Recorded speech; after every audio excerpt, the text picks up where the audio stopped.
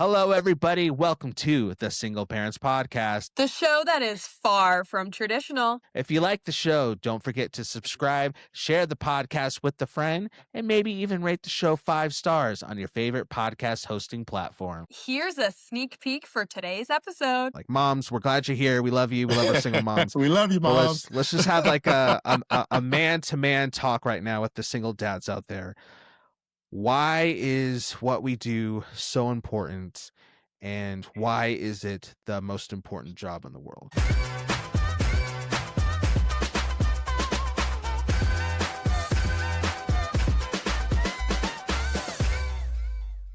Imagine this, a box of rare, small batch craft beers magically show up at your door every month. No store runs, no hassle, just fresh, expertly curated beers from around the world. From rare international brews to hop-forward IPAs, Craft Beer Club has you covered. It's like a beer adventure in a box. Discover bold new flavors and find your next favorite beer without leaving your couch. Go to craftbeerclub.com, use code SPPBeer10 for 10% off your purchase, and sign up today. Your next favorite beer is just a sip away. All right, SPs, we are joined today by a very special guest. We have a veteran from, I believe, the Air Force, correct? Did I read that right? Yes. We have an Air Force vet. We love to see that. We have a father of 3 boys, and not only is he just decorated in all those accolades, but super excited because he is actually an author of a couple of books that you guys can go check out and purchase right now. One book in particular is going to be called Just a Dad, and that is a book that he has written from the perspective of a single dad. That's just a dad sharing the lessons that shaped my life as a single father. There it is. We have it on screen right now. Yeah, thank you. I appreciate it. I appreciate the opportunity. This is great. So Yeah, I love to tell my story. Well, we were excited to hear. That's kind of where we want to start. Again, our guest is Corwin Melvin here on the show today. And we want to start with your story because very excited to jump into the book. But we know that the book is like a memoir, so it talks a lot about your life and journey as a single father. But for us to, I guess, get that context, well, maybe we could back it up a little bit and just talk a little bit about who you are. Because I know just kind of looking around online that I believe you grew up through a lot of poverty and adversity through the streets of Baltimore, and then eventually went through a divorce and to all the stuff that led to you writing the book. I know for sure will just be something we'd be interested to hear in. So I'm just going to turn it over to you, just kind of with that set up a little bit. We just want to learn a little bit about you and your story. Okay. So I'm born and raised in Baltimore City. Grew up in the housing project in Baltimore, single mom. Never really had a relationship with my father. So it was one of those things, just being my mother, my brother, my sister, and my grandmother lived with us. So there was a strong female presence in my life, especially early on. So, fighting through and trying not to make bad decisions and making it out. I did pretty well in high school. High school came kind of easy, almost too easy. Because when I got to college, I wasn't prepared for it. I never really learned how to study because high school was so easy. I didn't have to study. I never really learned how to manage my time. So I was really undisciplined. So a couple years of college, and they kind of sent me the letter to say, well, maybe you might want to try other things. This may not be your thing right now. The old academic probation letter shows up. So I had a decision to make. And with that, as soon as I got that letter, I walked into a recruiting office downtown Baltimore. In Baltimore, the recruiting offices you walk in one door and you see all 4 services. So first one you see is the Navy. Okay. You look in the office, you see the big aircraft carrier out in the middle of the water, but nothing but water. Didn't even walk in that door. I talked to a Marine recruiter. Thought I was going to be a Marine. I was gung ho. Mm-hmm. Then I talked to an Air Force recruiter, and he explained to me how it really went. He said, 13 weeks of basic training. We do 6. With the other services, Marine Corps specifically, you're always a soldier. So regardless of what you're trained in, you're a soldier. In the Air Force, what your training is what you're going to do. That's your job, so you have an opportunity to really learn a skill, learn something that you can use should you decide to get out in 4 years. So I went in the Air Force. So that was the right decision. So we're going to spin the clock forward. I'm in my early 20s. I get assigned to Fort Meade, Maryland, which is 20 minutes from my mother's house, Wow. which means 20 minutes from the neighborhood and 20 minutes from all my old friends and my whole family. So not necessarily the best Yeah. place to be. Fortunately, I was a little more mature and I had that military structure. So I didn't get in any trouble, but I knew where all the parties were. Mm-hmm. I knew where all the clubs were. So it was one of those things, all the guys wanted to hang out with me so we could hang out in the city. So, but while I was hanging out one night, I met who would be my wife, so I got married. I was, when I got married, I think I was 24. She was 21. Way too young, way too immature. Excuse me. Definitely not ready to be somebody's husband. But I got an assignment to Germany and I wanted to take her with me. So it was like, let's get married. We can have this good time. Yeah. 6 months after we got married, that assignment got canceled. And Oh. and here we are. Now we're a married couple, Mm-hmm. clueless. So I've come from a family of broken homes, so I didn't have the example of what a married couple would be like. Neither did she, her mother had been divorced and had remarried and that wasn't going well. So, we didn't really have good examples on how to be husband and wife. So early on it was a struggle, so the military took me around the world. That was great. In and out of that relationship, we separated a couple of times, but we got to a point where I had to make a decision whether I wanted to be happy or married. Um, it was a struggle because I had 3 sons at this point. They were 4, 7, and 10. So it was one of those things. I didn't want them to be in a home where your parents are just a constant struggle, constant argument. So there was a lot of anger. Even though we never really fought a lot in front of them, there was a lot of tension, and I wasn't happy. Um, so after a couple of conversations, I talked to a couple of attorneys, and the society automatically tells you that kids are going to be with their mother. So regardless of the circumstances, it takes a lot for it to be different than that. But I had one lawyer say, "Hey, you don't have to just accept that. You can fight." So it only took one, because for me, I didn't have my father, so there was no way that I could ever see myself not raising my sons, and I definitely couldn't see another man raising them. So all I had in me was a fight. I was in the military, so I didn't have a lot of money. I didn't have money for an attorney. So I fought the fight by myself. So I went to court, just me. Fought for the opportunity to raise them. Went through the whole services and investigations and home visits, and walked into court. My ex walked into court with her lawyer, and I sat and listened for 45 minutes while they disparaged me. Just made me look like this terrible person, this, that, and the other. And I didn't say anything. Once they got done, the judge called me up, said, "Mr. Melvin, do you have anything you want to share with the court?" I said, "Well, I'm not here to disparage her because I need her to help me raise my sons. I just want to have the opportunity to do that." He he looked at me. 5 minutes later, he said, "Mr. Melvin, you're going to get that opportunity. Your sons are going to stay with you. She'll have adequate visitation, and then that's how it's going to be." And that was it. I was excited, I was happy, I was shocked.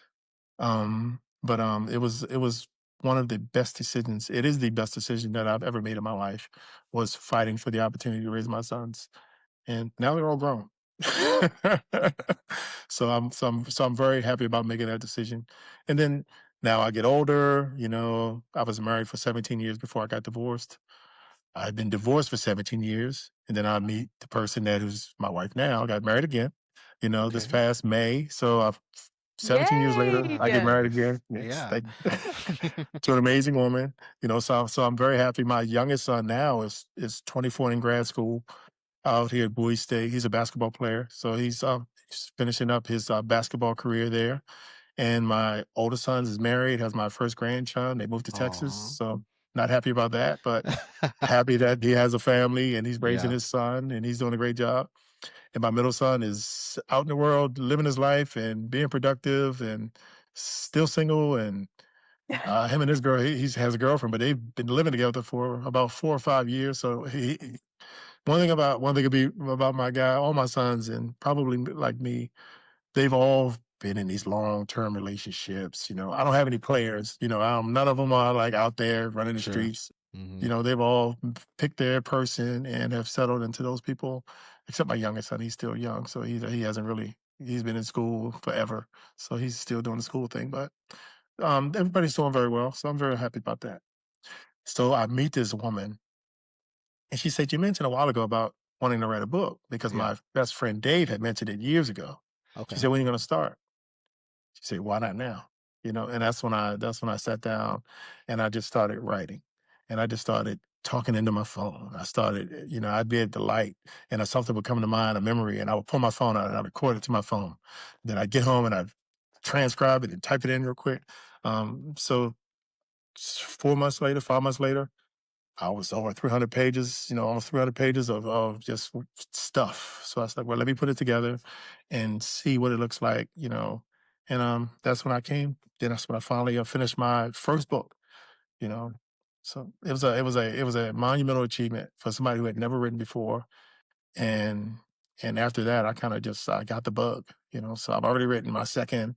That's already been published, and I wrote my third book. My most recent book is called Write Your First Book. So I'm Oh, coaching okay. new writers into how to, take an idea that they may have in their head and take it all the way through to publishing through both Amazon and Barnes and Noble. So that's my latest Wow. one. Wow, That's that's awesome. yeah. So I'm having fun. Yeah, no, And I you're needed having a something to really do. great time. I needed something to do now that all my kids are grown, and Sure. they never keep me out of the casino. Oh, yeah, Yeah, that's oh true. God. Oh, That'll do it. yeah, no. I come Keep me from a busy. family who loves to go to casinos, and I'm still in the casinos, unfortunately. Oh gosh. But I'm more curious about the book. You have written a few books. Which one was the first book that you Yes. wrote? Just a Dad. This is the first book. This is my Yeah. story. This is was more therapy than anything. When I wrote this book, I wrote it of the mindset. I don't care if I sell one book. If I can put all of these thoughts that I have in my head into one place, so maybe one day my sons will read it, maybe one day my grandkids will read it, and they'll get an idea of who I am and the kind of person I am. So that's it. Yeah. But fortunately, No, I have that's been able awesome. to. Folks have bought it. Folks have been interested. It's a story that resonates. Especially, Yeah. I talk about that whole custody visitation, that whole process, and there's a lot of single parents, not just men, women who are fighting through family courts and those kinds of things. So I give a lot of tips and lessons on how to navigate that whole process. So it really resonates with a lot of folks. Yeah. So would you say that your book, this one specifically, Just a Dad, is that geared towards other single parents? Like, is that who your targeted audience would be? Is that who you want to read or read it and teach them about like your story, the Yeah. memoir, the things that you experienced? Is that who should read it? That's a big part of who should read it because I think that there are a lot of young guys who are fighting their way through the process, and it's a lot of relationship stuff too. How to manage relationships with your kids, how to communicate with three different kids with three different personalities, how to meet different how to decide who is the right person to bring into your life around your family, who to date, who not to date, um, when to date, when you're just having fun, and when to date, and when and how to date with a purpose, Yeah. with intention. So I talk about a lot about that. I talk about making good decisions early on and not getting caught up in the things that are going on, the negative things that are going on in my environment. Like growing up, like I said, growing up in the projects, I have a lot of people that I knew growing up that didn't make it out. But then I may have 10 people in my circle between my neighborhood and my schools that have PhDs that are, doctors and lawyers and this, that, and the other. So there's a very fine line in, how you survive just being in that environment, stuff. Yeah, it sounds like not only is this going to benefit single parents, but with all the other topics that you're hitting with relationships and making good choices early on, like I feel like that could really benefit anybody who reads it. Yes. Anybody who's young, starting like the dating scene, who's trying to get their life together. maybe they also didn't come from a traditional household. I know me personally, I grew up in a broken household as well, and now I myself have a broken household. So Right. even somebody who doesn't experience those things, I feel like if they have a household that maybe isn't super traditional, it could like help them navigate those Right. young years and how to make better decisions. I can't wait to read this book myself. I'm gonna have to Same here. purchase Yeah, one same here. because I feel like it's gonna help me. I mean, I'm not that young. I know I just look so young and youthful. Obviously. Yeah, yeah, no, I look so young and youthful, but I feel like even in my, as I'm approaching 30, I can still learn a lot from Sure. that book Yeah. with dating and making good choices. So that's for sure something that I'm going to have to read. It's on my list. That's what's up. But I think another part of that is it may help folks figure out how to deal with other people who are going through those situations Oh, yeah. because everybody knows somebody who's been divorced. Everybody knows Mhm. somebody who had a tough upbringing. So it may help you to better understand where a person is coming from or how to communicate with that person. So there's actually a lot of lessons in there, and I actually label out of things that I consider lessons that will help, more than just one X, person X. So Mhm. because there's Mhm. there's some of everything in there. There's some of everything. That's awesome. So it was interesting because as I was preparing for this recording today, I just kind of went through and just kind of poked around and saw what different people who have read the book had to say and kind of their thoughts and opinions, and a lot of positivity, like basic yeah, all positivity really, like a lot of great things were said about the book. And I have one specific review or quotes I want to circle back to later. But it seemed as I was kind of reading through people's thoughts about the book that there was this common theme of the importance of showing up, right? That people kept going to after they had read the Yes. book, and they really took away from the book.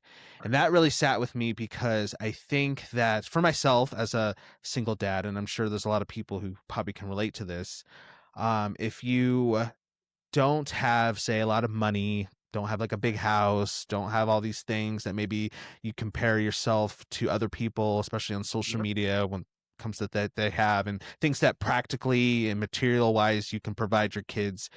If you don't have a lot of that, it's easy to shame yourself to think that you're just not doing enough, or you're failing your kids, or you're just a horrible parent and all these things. And there's times where I'll fall into that shame, and then I'll talk to my kids about the week that we had or even the day that we had. And I'll be like, yeah, guys, sorry we couldn't go do XYZ, but maybe one day we can do. And they'll like look at me and they'll be like, why are you apologizing? Like we went to the park. It was so much fun, and you pushed us on the swings, and we got ice Right. cream. Like we had the best day ever. And I'll be like, oh, like they just like the fact that I was You're there. there. I You're was there. present. Like I showed up. So can you speak on more on that piece, the importance of showing up, why that's so important, what that looked like for you and your relationship with your kids? Like, could you just expand on that a little bit more? Well, my youngest son calls me almost every day, even now at 24. Nice. So, but when I initially separated from my ex and got divorced, I was still in the military, so Hmm. I didn't have a lot, and it was just me. So she wasn't really providing anything for them. So Yeah. a weekend, a day, or a Saturday for us was grabbing a ball and going to the gym, Yeah. grabbing the ball and going to the outside court. You know, and they loved it. Even in for kids, we present all of these things to them as being important. Hmm. Christmas, we want to give them every gift, everything they ask for. You want to do all these things. You run yourself ragged trying to make sure everybody can be at every event. All of my kids play basketball, 3 different age groups. So you're talking about kids going in 3 different directions.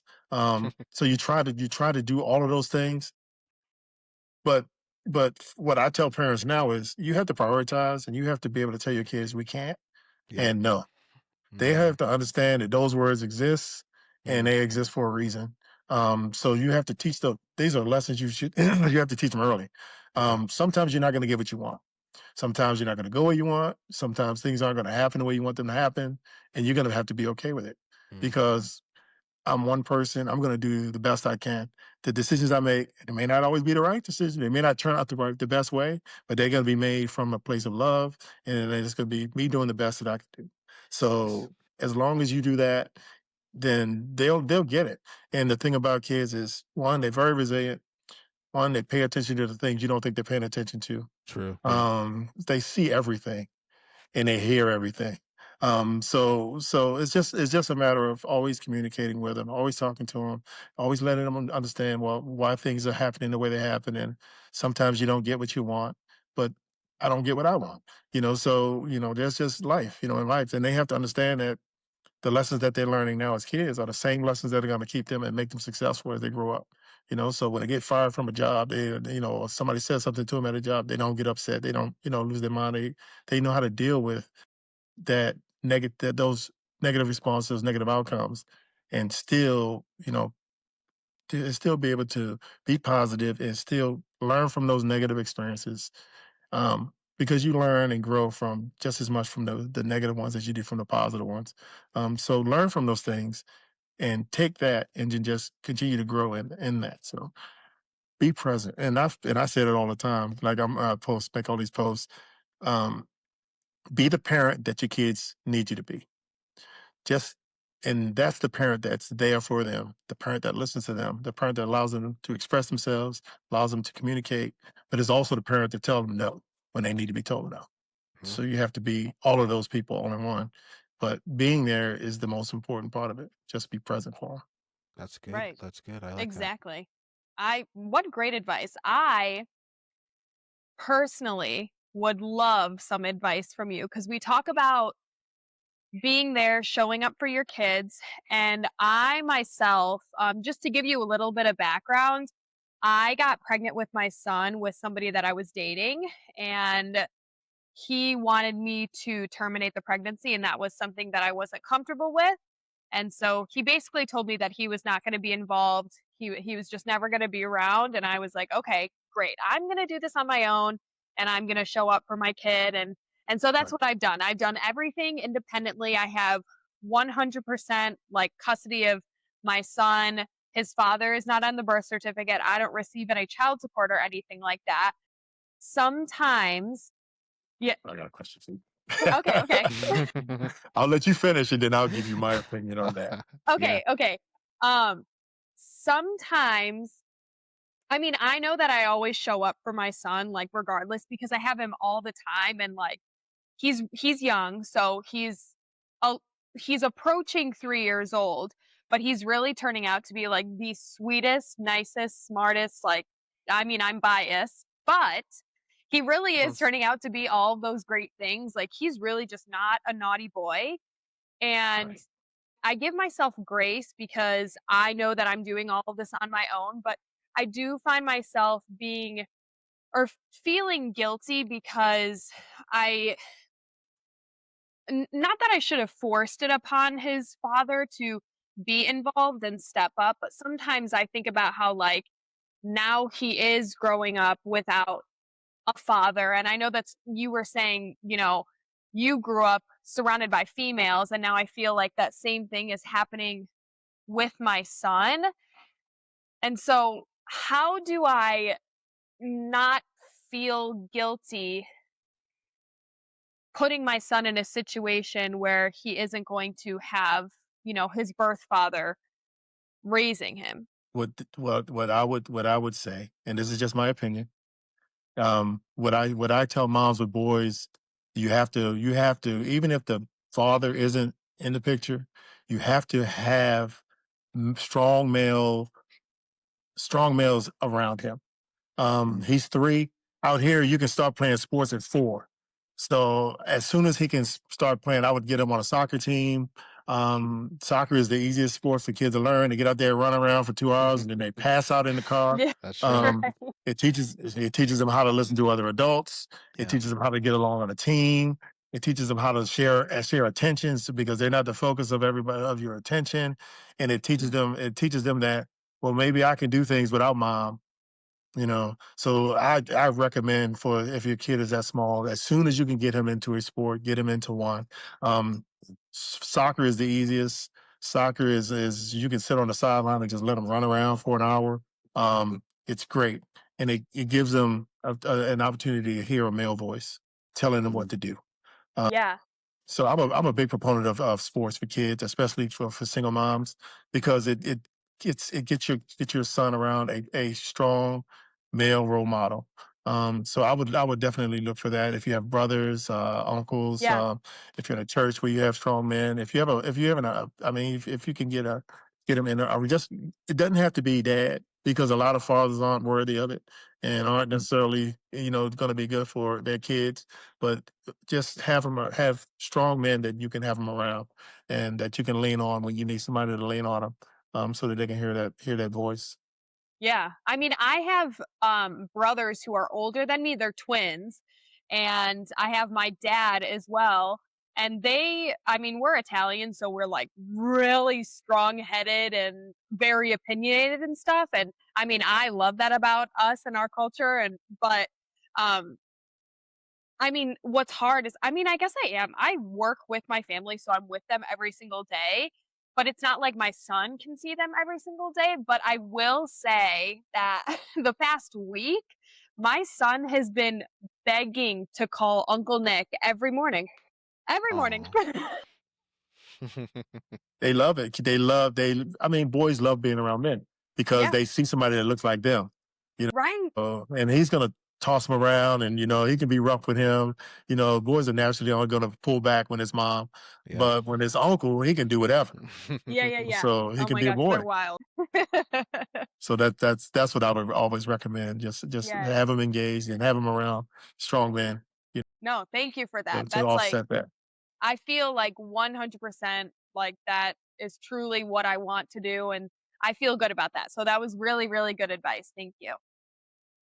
And another piece of advice that I give moms is, I don't believe in letting any man off the hook as far as child support goes. I don't Oh. believe in letting any man off the hook as far as child support goes, Okay, great. Now and I have a follow-up because he has question equal then. just as much. Yeah, I believe that if you are man enough to participate in the process, then you should be man enough to see it all the way to 18. So Yep. yeah, I don't believe in letting any man off the So hook. here is my fear with that. And maybe it's because I haven't done like enough research legally, but this could be good. This is a good conversation because I feel like this can also help like the single moms that do it by choice, who listen to the podcast. My only fear is that if I go into the court system and I say I want him to pay child support, as a parent, I don't even know how to put it nicely, but I think he would be a really shitty father, honestly, because he didn't want his son in the first place. And I don't want him to have any rights or custody to our son that he hasn't helped raise at all and that he abandoned. So my only fear is that if I have him pay child support, then the court system is going to say, well, he needs to have his son every other weekend. And then I have to give up my son to somebody who like doesn't even actually care or love him and isn't going to show up the way that I show up. So I don't really know how that works with the court system. Well, do you want my honest opinion on that? Yes, always. You don't really know how he will respond. Um, Sometimes people have an awakening and they realize the mistakes that they've made. And they realize that once they see this person, they realize what's really going on. They realize that, hey, well, maybe I do need to do this, or maybe I do want to do that. Like my sons would call me, they would be with mom and they were like, well, dad, can I do this again? And I said, you have to ask your mother first. Well, I know she's going to say no. I said, well, you have to give her an opportunity to say no, because it's not fair to me if you don't. Just like with your son. Like I said, this is just my opinion. I think that at some point he's going to come to you and he's going to ask you, For sure. "Who is my father?" He's going to want to know. So what you don't want to be able to tell him, is that you didn't try. You didn't give him an opportunity. Because now he's gonna blame you. He's not gonna blame this person that he doesn't have a relationship with. He's gonna think that, well, you didn't try hard enough, or you didn't really give him an opportunity. Um, so I mean, as much as there's a risk there, guys who don't want to be involved won't. If he doesn't want to be involved, he's not gonna all of a sudden start wanting visitation. So if he doesn't want that. So I don't think that that's, I mean, I guess it could be a concern, but I don't think that that's the bigger thing. I think that if he doesn't, he'll be more pissed that he's got to pay. Yeah. But Yeah. but that's life. You have a Yeah. responsibility as an adult to take care of your responsibilities. So I'm a firm believer in not letting these knuckleheads off the hook. And you never and I really think that you never know how he's gonna respond. You know, he could Yeah. he could have had this epiphany and realized that, hey, I was an ass. Maybe I should do things differently. And you just don't know. So but you don't want to be in the middle of that. You want Right. when he gets 18 and he decides that, hey, I want to meet this person, when he meets that person, it'll be, he'll have all the information. He'll know that your mom tried to do this, or this person can't say, I didn't know. You knew who I was 18 years ago. You made a decision. Now he's an adult talking to another adult, and he can take that and carry that himself. And it's not on you, Wow. so.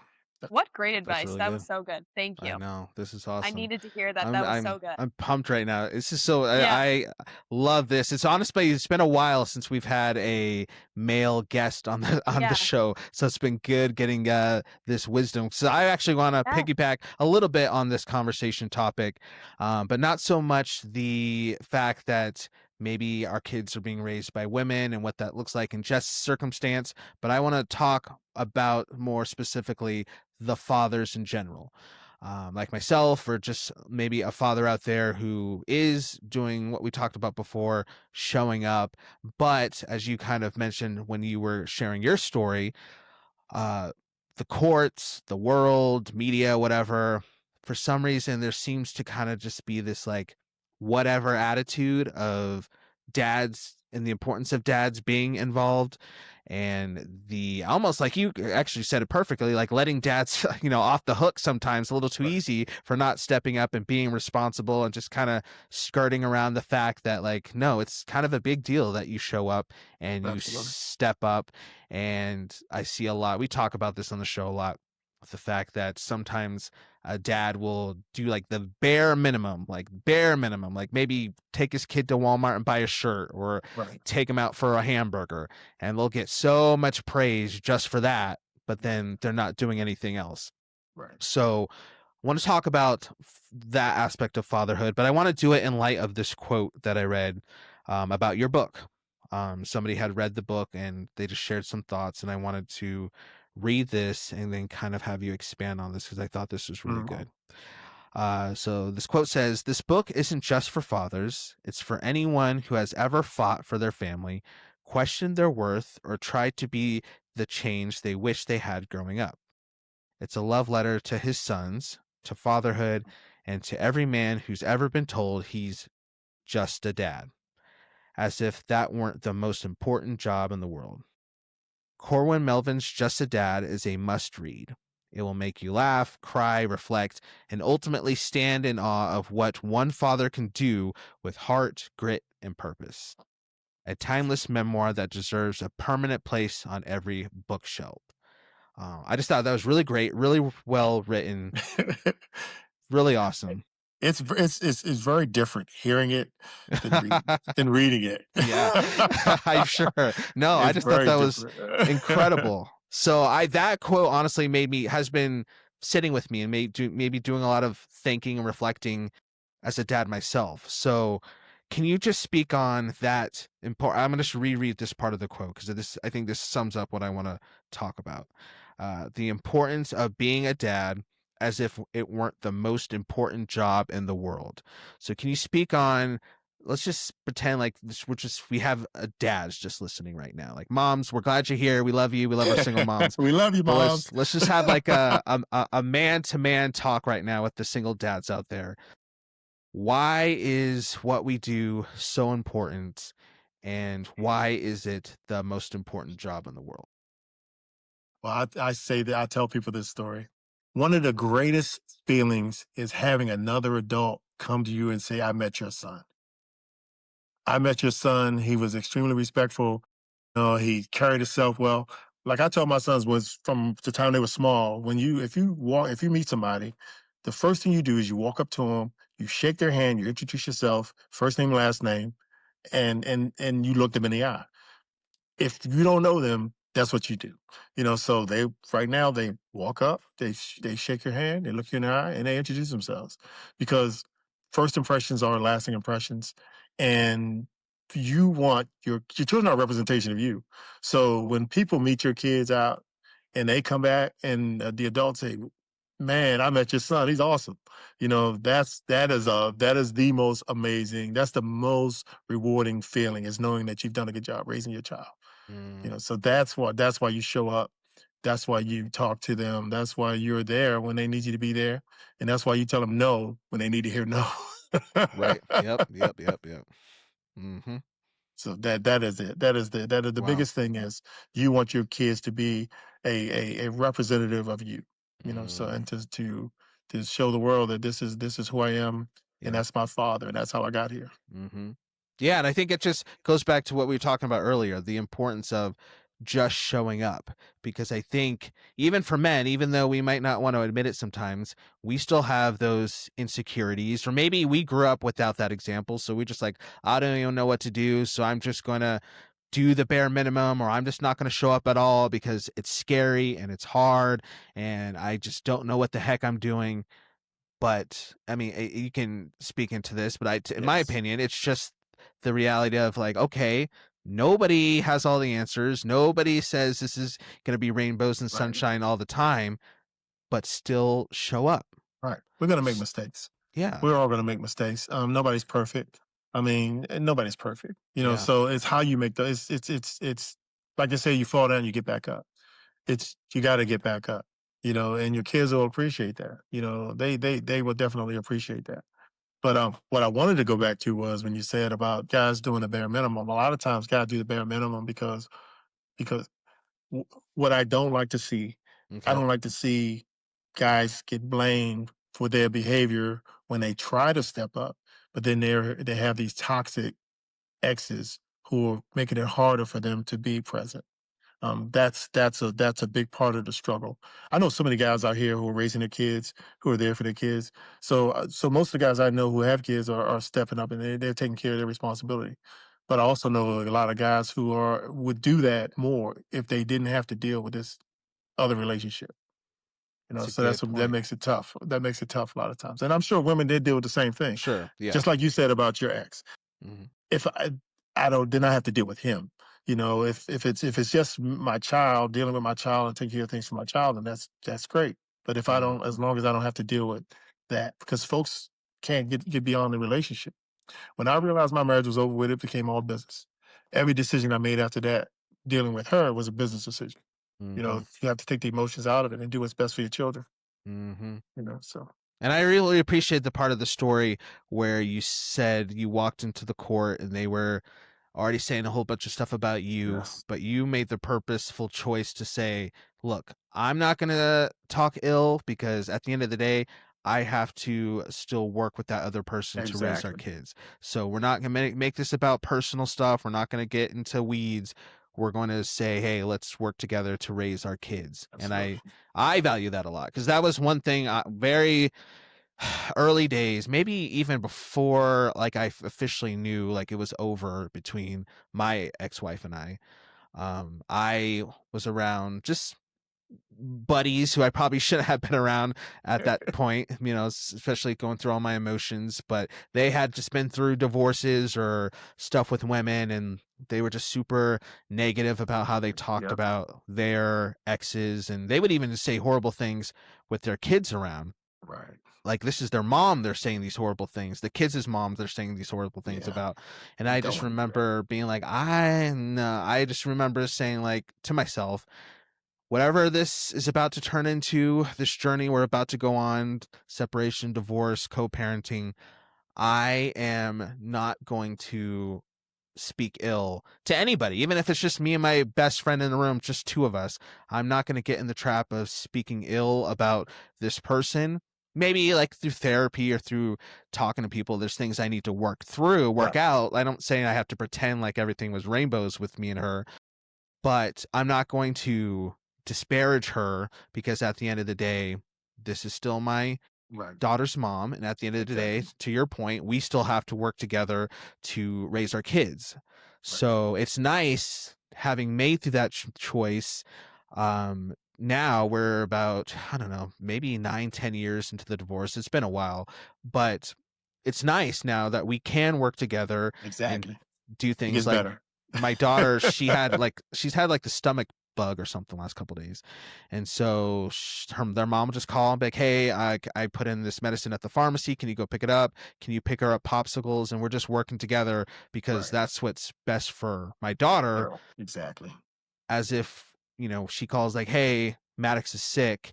And then we just start fighting, and then we start bickering and hanging up on Right. each other and yelling. And then now my sick daughter's not getting her popsicles because we weren't able to work through Get our along. stuff. So anyway, I really Exactly. I appreciated that, because that really resonated with my story, the fact that you took that approach. Right. It takes some time, because there are feelings involved, and I was married for 17 years, so Yeah. you don't just get over that overnight, Yeah. and you understand that that person is also angry. So it took Yep. a while for us to get to where we could be like Mhm. civil and social, and we weren't like yelling at each other, or wasn't like we were that angry around Sure. each other, but you could tell there was tension.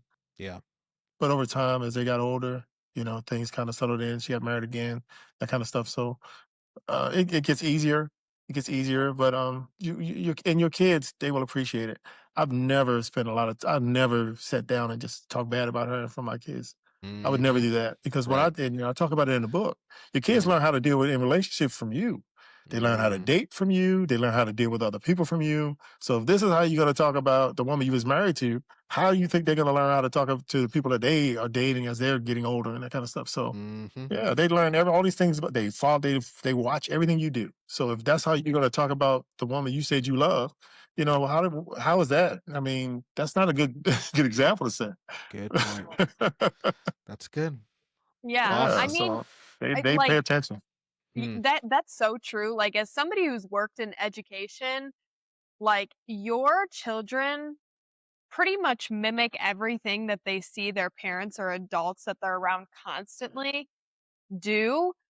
And so w- I want to give you a compliment, because like, your children are a product of you. And you said that you love when like somebody meets your son and they like point out all these great things, and like, and that's because of you. So I have to like give you like kudos to you, because you have done so much to raise these like wonderful young men who aren't like, going crazy and playing the field with a bunch of girls and stuff. Like, they're in these long-term, relationships. Yeah. So Yeah. I applaud you for everything that you've done with your son. I like always switch it to like a female's point of view, but I guess that's the only view that I really Mhm. have. Like, what can I do? Besides like the sports and stuff, like, what can I do to like raise a young, polite gentleman that like treats women nicely, if he isn't always going to see like, I mean, he's not really around like men that I date and stuff. So how does he get an example for how he should treat women? Well, one, you can tell him how you expect to be treated by a man, by men. That's good. You can teach him those things. Walk on the outside, open my door, help me with my coat. There are things that you teach him. You raise the man you would want. Mm. That's what you do. So if you have expectations of a man, you have to teach him this is what a woman is going to expect from you. She's going to expect for you to treat her a certain way. So that's what you do when he's young. So that's all he knows. When he starts dating, he knows to open the door. He knows to do these things. So. Wait, that's like And then crazy. Why was that? then you have 'em around men who can reinforce it. That was What'd you like say? such a simple like response. And like, how did I not think of that? That's like That what was I'm really thinking of, good. like, how did I not think of that? You're so right. Corwin, we appreciate you again dropping by and spending some time with us. Before we let you go, anything else that you want to share with the audience? Anything that you would like Sure. to Oh, I leave got us another. with? Okay, I let's hear it. do. I Let's do. go. So Let's one, take it. I love being a father. Yeah. And a big part of me being a father was all my sons play basketball. Hmm. Hmm. So I wrote this book, Surviving Youth Okay. Sports. Ooh, okay. For this book, there's a lot about sports that people only hear the good, but with three sons, All of them all of them were college level athletes. So they all played at, two of my sons played at private schools, private high Hmm. schools. Fought through injuries, fought through, my son went to college. He got asked to leave by at two different schools. He got injured at one. They said, oh, we can't use it anymore. So I talk about how, coaches treat kids and how to pick the right school for your kids, whether it's high school or college, how to weed out coaches and those kinds of things. Okay. Talks about how to deal with disruptive parents. I mean, it's one of those things. It's all of those things that people don't want to talk about sports. I talk about it because all my kids are grown. So now, it's non-retribution at this point. I can say whatever. Hmm. So I wrote this book for parents who, it's a guide. It says a guide for parents of young hoopers, but it fits for kids anybody who has kids in sports. Okay. It'll tell you teach you how to talk to coaches, talk to programs, how to pick schools, how to know when it's time to move on. Those kinds of things. So this is kind of like my favorite one. And Nice. then my last book is Write Your First Book. And Yeah. I don't Yeah. have Hmm. that's way over there somewhere. But that's No to worries. teach because I'm a writing coach now also. So I've already coached 6 new authors on writing their first book. So they're all published and making, selling books and this, that, and the other. I have 2 new clients right now that I'm working with. So I've just turned this writing thing, and it's kind of like, you try to find your niche, and Yeah. as you get older, and all my kids are grown, so I have to find something other than like raising kids, since I'm not doing that anymore.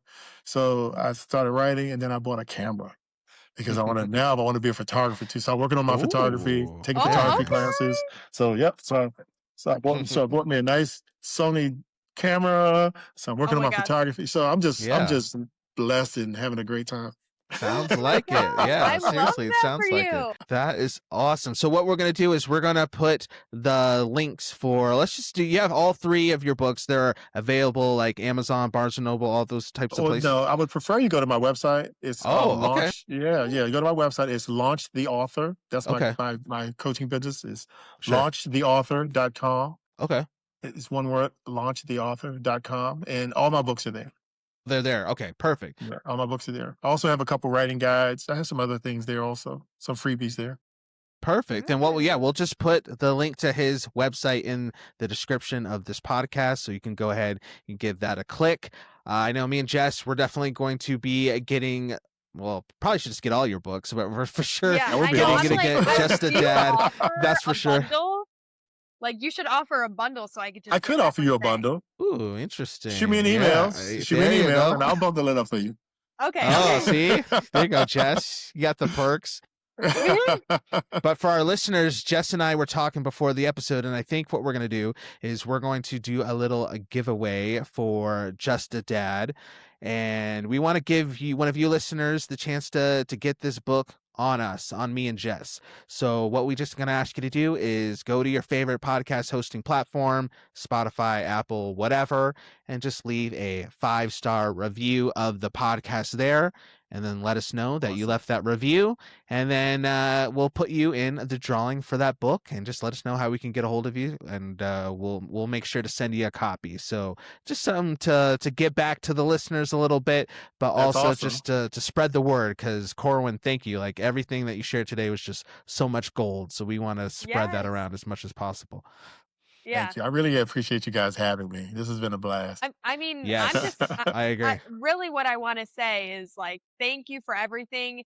Even, because I think like I love to hear everybody's point of view about how like they have dealt with the single parenting and even like what I should be doing with single parenting. So I really value your honest opinion and like I'm really like soaking it in. Like I don't just take it with a grain of salt. Like these are things Mhm. that genuinely challenge my mind and my brain and things that I should think about for my future, my son's future, everything. So thank you for that. I know it's really going to help me, but I'm sure it's going to help a lot of the listeners as well. Yeah, I agree. I'm glad I could help. I'm available. I mean, if you have any questions or whatever, just shoot me a note, and I'm there. Yay. Perfect. All right. Well, everybody, this has been the Single Parents Podcast with our guest, Corwin Melvin. Thank you all for checking it out. Don't forget to click the link to Corwin's website in the biography of this episode. And yeah, let us know if you left that review so we can put you in the drawing for the book. Until next time, thank you all for hanging out with us. We'll Thanks, see you guys. later. Woohoo! Bye. Peace and Peace and blessings. blessings.